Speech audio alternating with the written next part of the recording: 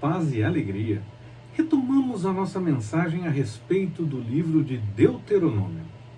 Esse livro se passa, historicamente falando, pouco tempo antes da entrada de Israel em Canaã, da tomada da terra.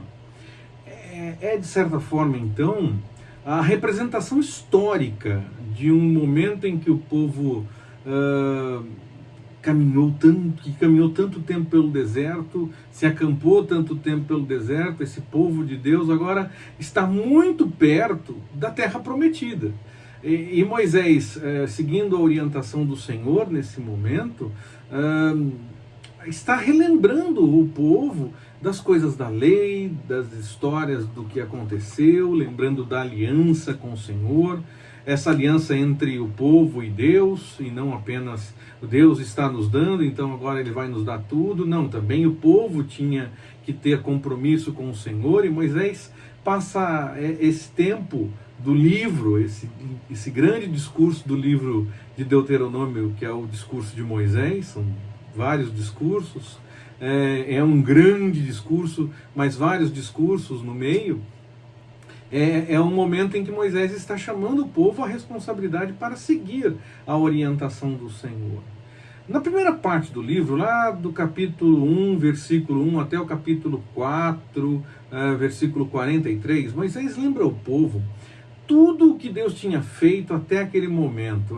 Lembra da saída do Egito, passando pelos 40 anos de peregrinação no deserto. Lembrou que o povo não quis confiar no Senhor para entrar na terra prometida na primeira vez que eles tiveram a chance. Mas também lembra que nada faltou, mesmo no meio dessa angústia toda de ficar no deserto, nada faltou. Não faltou roupa, não faltou água, não faltou comida, e não faltou até mesmo amparo emocional no meio de todas as coisas que estavam acontecendo ali. O Senhor cuidou daquele povo de maneira integral, não apenas pensando do ponto de vista espiritual, para que tivesse um relacionamento espiritual com o Senhor, mas não, cuidou de tudo, em todos os momentos, mesmo diante daqueles momentos em que havia uma necessária repreensão, quando o Senhor tinha que agir para repreender o povo, para chamar a responsabilidade, para chamar a atenção. Mesmo assim, o Senhor estava cuidando para que eles pudessem entender como era viver de acordo com a vontade do Senhor, e que havia consequências em se afastar da vontade do Senhor. O deserto era extremamente hostil, não é um lugar agradável para se estar, mas mesmo assim o Senhor cuidou de todas as coisas no tempo que o povo peregrinou por ali. Na segunda parte do livro, do capítulo 4, versículo 44, até o capítulo 29, lá no versículo 1, nós vemos uma exposição clara, muito clara e com muitos detalhes a respeito da obediência e da desobediência. Moisés, nesse momento, tomou muito cuidado para deixar bem claro, para que o povo entendesse todas as coisas. Ele explicou o que aconteceria caso seguissem em obediência e o que aconteceria caso seguissem em desobediência. Ninguém era obrigado a seguir, ninguém era obrigado a obedecer, cada um poderia escolher. Era necessário tomar uma decisão, naquele momento.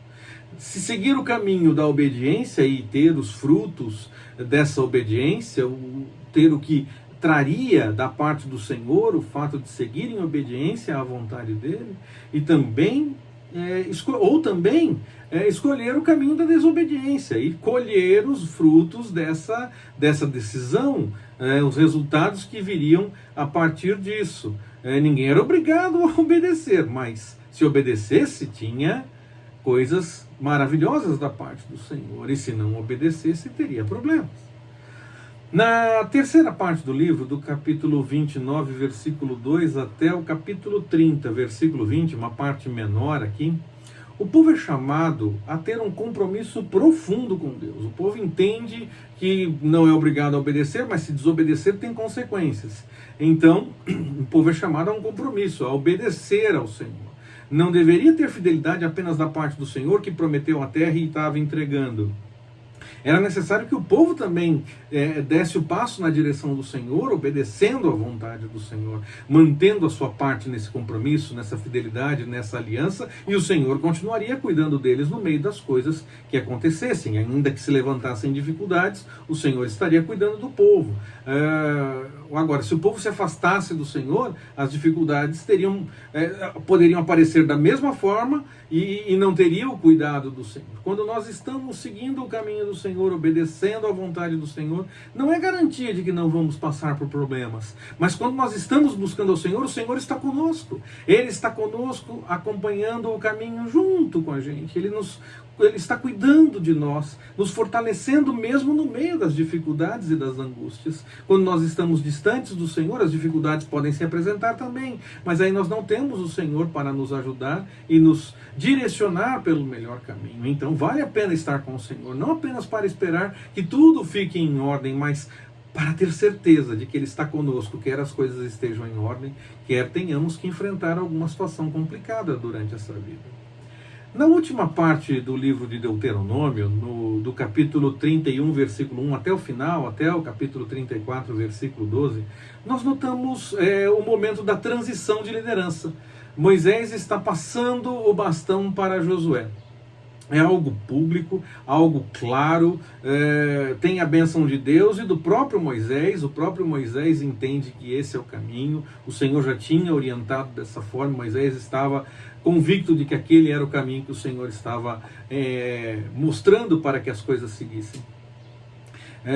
Com tudo em ordem para essa continuidade, Josué é o responsável para completar uma grande obra iniciada por Moisés desde o momento em que sai do Egito, desde o momento, na verdade, em que ainda estão no Egito, e o Senhor começa a manifestar vários sinais até que eles são libertados, são liberados para ir, e o Senhor continua manifestando sinais, e eles notam tantas coisas da parte do Senhor, e outras vezes têm dificuldade para lembrar do que o Senhor já fez, e temem por algumas coisas. Então o Senhor cuida para que o povo possa novamente obedecer. Outras vezes o povo se rebela, fica contra, faz coisas erradas, e o Senhor então começa a cuidar para que o povo que queria buscar a sua vontade, que pudesse entender o que deve ser feito, fosse na direção da vontade do Senhor.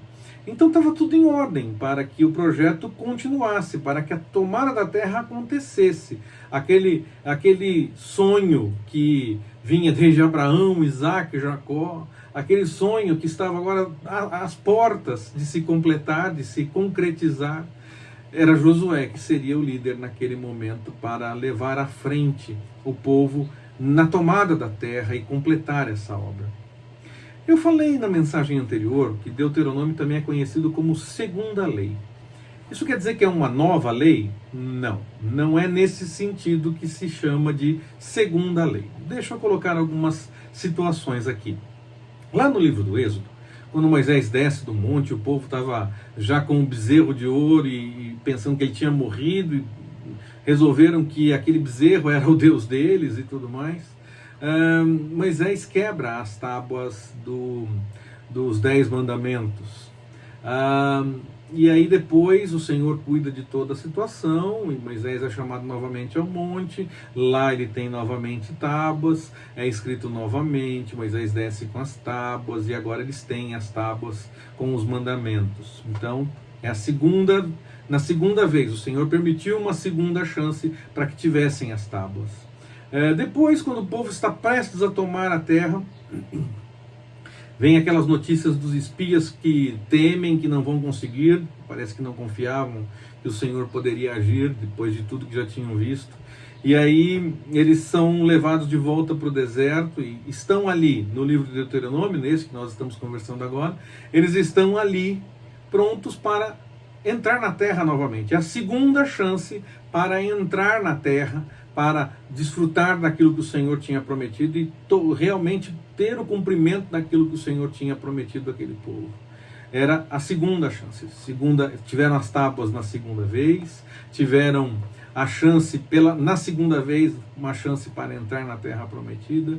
E aí Deuteronômio é tido como segunda lei, porque é promulgada novamente a lei, é apresentada ao povo novamente a ideia da lei. Não é uma nova lei, mas é um segundo momento, uma segunda chance para que o povo pudesse tomar contato com a lei. E aqueles que viram as coisas do Sinai e tinham capacidade de entendimento morreram. Havia poucos que eram mais jovens e que talvez lembrassem de alguma coisa. Era tempo de ter um novo compromisso com o Senhor, um novo contato com a lei, ter tudo bem explicado, bem apresentado, como foi no dia em que o povo, quando eles tiveram contato com tudo lá no Sinai. Eles estão às portas da terra com uma nova geração, e aí aquele povo tem que entender novamente as coisas da lei, é apresentada toda a história e apresentada novamente a lei. É nesse sentido, é a segunda chance de ter compromisso com o Senhor através da lei, de tomar conhecimento das coisas da lei, para daí, quando se tornasse nação, dentro de um limite geográfico, agora pudesse ensinar daqui para frente as coisas da lei e a viver de acordo com as coisas da lei e ensinar as novas gerações a seguirem por esse caminho. Deuteronômio tem alguns discursos, mas em resumo ele é um grande discurso de Moisés. Tem alguns discursos no meio do livro, mas se olharmos o livro como um todo, é um grande discurso de Moisés aos 120 anos de vida, perto do momento em que o povo está para tomar a terra, para entrar na terra. Moisés não entrou na terra prometida. Nós encontramos lá no livro de Números, no capítulo 20, versículos de 7 a 12, a razão pela qual Moisés não pôde entrar na terra prometida. O Senhor falou que ele apenas falasse a rocha e Moisés bateu na rocha. Há todo um contexto, há outras situações que tinham acontecido. Moisés já tinha tantas angústias, tantas chateações por ser questionado tantas vezes, mas isso não foi razão para que ele batesse na rocha. Ele deveria ter obedecido ao Senhor e apenas falado com a rocha. Então, por conta disso, ele não pôde entrar na terra prometida. Nós temos que tomar cuidado, porque às vezes uma coisa boba, uma coisa simples, uma coisa corriqueira pode nos tirar a atenção das coisas do Senhor. Às vezes os problemas que nós estamos envolvidos, as situações que nós estamos passando, podem pesar na balança da nossa angústia e nós fazemos alguma coisa fora do desejo do Senhor. Temos que tomar cuidado com isso, devemos buscar sempre a direção do Espírito Santo para que possamos viver as coisas de acordo com a vontade do Senhor. Não podemos deixar que as angústias pesem nessa balança e que nós tenhamos qualquer atitude que nos afaste daquilo que o Senhor realmente nos revela. Devemos seguir a revelação do Senhor em todo o tempo, fazendo aquilo que o Senhor realmente nos orienta a fazer. Esse grande discurso de Moisés, são vários discursos no meio do livro, mas é um grande discurso. Nesse momento Moisés já sabia que ele não entraria na terra.